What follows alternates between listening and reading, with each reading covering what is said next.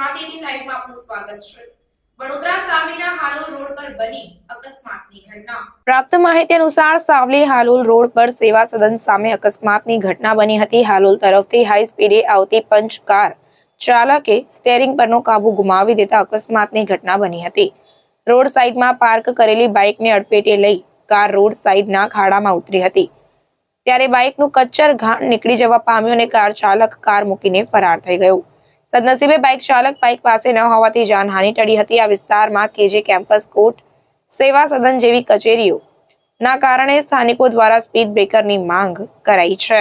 મારું નામ દિનેશભાઈ દેવજીભાઈ વણકર, સાવલી સેવા સદનની હવે મારી ઓફિસ છે। અહીંયા હાલોલ શેરપુરાનો રસ્તો સાવલી તરફ અને અહીંયા પબ્લિકની અવર જવર વધારે હોવાથી હું મારી ઓફિસની બહાર અહીંયા બેઠો હતો। શેરપુરા બાજુથી ગાડી આવી, અહીંયા લાઇટનો થાંભલો બી છે, લાઇટનો થાંભલાનો તાન્યો બી હતો, ત્યાં આગળ મારું બાઇક હતું, બરાબર। મારું બાઇક ત્યાં મૂકેલું હતું, એની બાજુમાં મારો એક લીમડો હતો, એ લીમડો બી ત્યાં આગળ હતો। લીમડો મેં 2 વર્ષથી મહેનત કરીને ઉછેરીને મોટો કરેલો છે અને સામેથી વાહન આવ્યું અને મારી ગાડી ત્યાં પડેલી, એ મારી ગાડી અને લાઇટનો થાંભલો તોડીને અને ગાડી 100 થી 120ની સ્પીડમાં હોવાથી અને મારી બાઇક લઈને અંદર ખાડામાં ઉતરી ગયેલ છે। ગાડી માલિક ક્યાં છે?